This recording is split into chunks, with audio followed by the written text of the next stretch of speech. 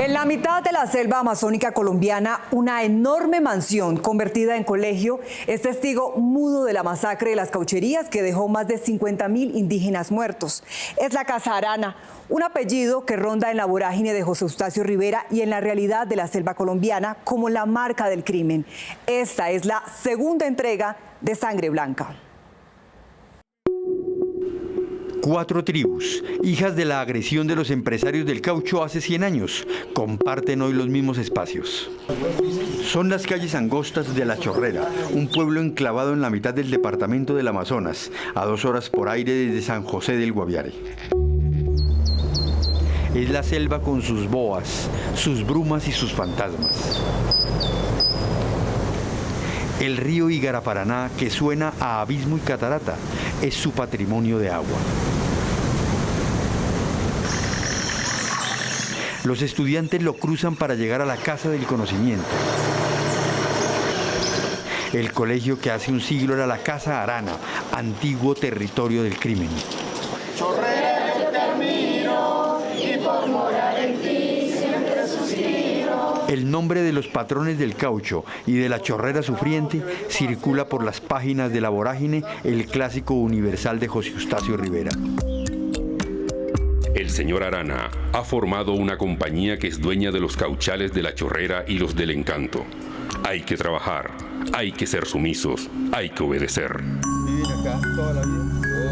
Los 4 sabios de las 4 tribus, Huitotos, Boras, Ocainas y Muinanes, habían cerrado el baúl de los recuerdos para no desatar nuevas tragedias o simplemente para protegerse del dolor.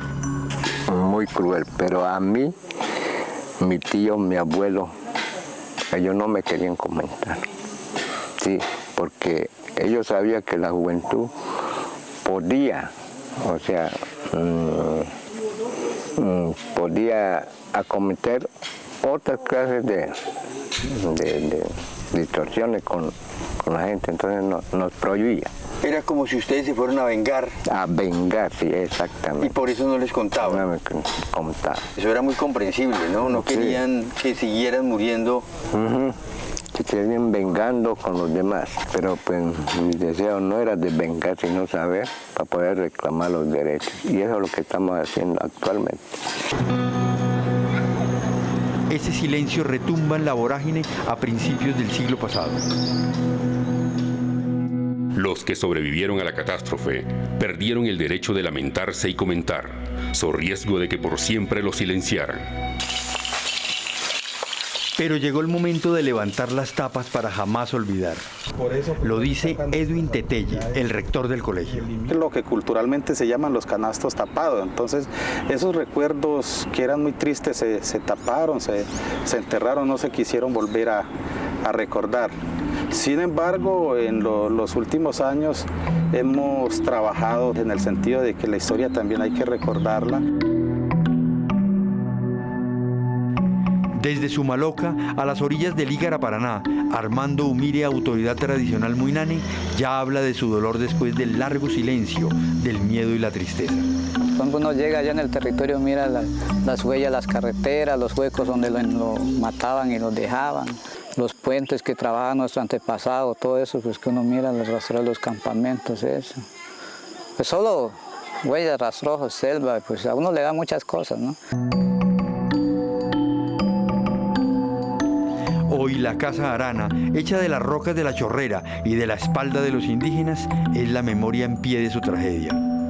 Sí, claro, las comunidades, los grupos étnicos quedaron minimizados después del proceso de la cauchería, del genocidio, y ya en este sitio funcionó también el orfanatorio a cargo de los misioneros que fueron recogiendo a los huérfanos de la época de la cauchería, y allí ya se formaron los nuevos individuos bajo esa orientación, sobre todo la orientación pues católica.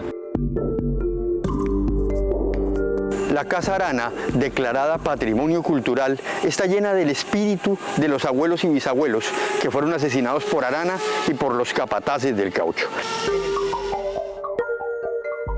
Era el sistema de, digamos, de los... Fausto Guinaje, coordinador académico del colegio, nos llevó por sus cuartos y corredores transformados en aulas o en habitaciones de alumnos internos.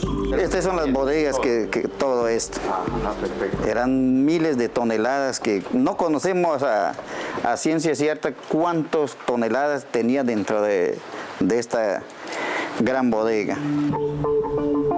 Un pequeño cuarto que parece no decir nada, lo dice todo. Que esto antes era unos calabozos muy temidos por nuestros paisanos. Los indígenas que lo entraban acá salían sin vida. ¿Por qué los castigaban? Por no traer caucho suficiente dentro de los pedidos de ellos. Simplemente por eso. ¿Presumían que se estaban robando el caucho? No tanto, sino que se estaba acabando. Porque de tanto buscar, ellos quedaban más lejos y más días. Y entonces ya prácticamente el abastecimiento no le daba. Y entonces traían poco caucho y por eso lo encerraban acá para que se muriera. ¿Cuántos indígenas se calcula murieron acá, en Casa Arana? Aquí en Casa Arana, más o menos hay un cálculo de 35.000 a 40.000 indígenas perdieron la vida. Entre Moras, Muinanes, Huitotos, Andoques, por acá los Carijonas, los Nonuya. Cada tribu puso su muerto. Y hoy cada tribu aporta su grano de arena para la vida. Los rituales los unen como en el homenaje que le rinden al espíritu de los abuelos, a los seres del agua, caimanes, boas y peces. Trabajan un día entero en tallar una boa en el pesado cioral, un enorme árbol de la selva. Mientras niños, jóvenes y abuelos preparan sus atuendos, el alumno Abel Erney relata el trasfondo del baile del yadico.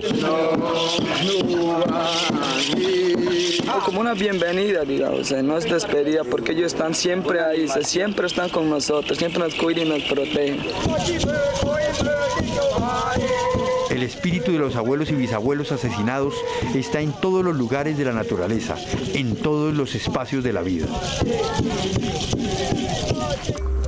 Por eso, dice Manuel Safiama, desde Sumaloca, donde rige como autoridad tradicional huitota los destinos espirituales de la Chorrera, viven en paz 4 tribus, capaces de mirar el mundo sin una sola arma en su bolsillo.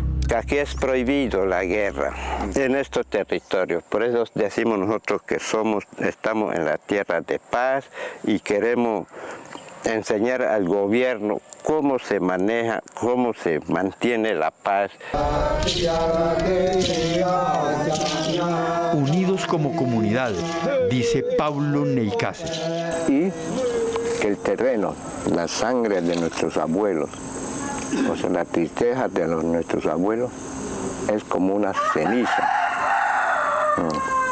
que de ella renazca todo lo nuevo, sabiduría y como un abono que retoña nuestra. Sobre la sangre derramada, sobre las espaldas laceradas como los troncos de los cauchales, las 4 tribus de la Chorrera luchan por salvar sus lenguas y su cultura en una alianza sin firmas ni protocolos que se llama Ganas de Vivir.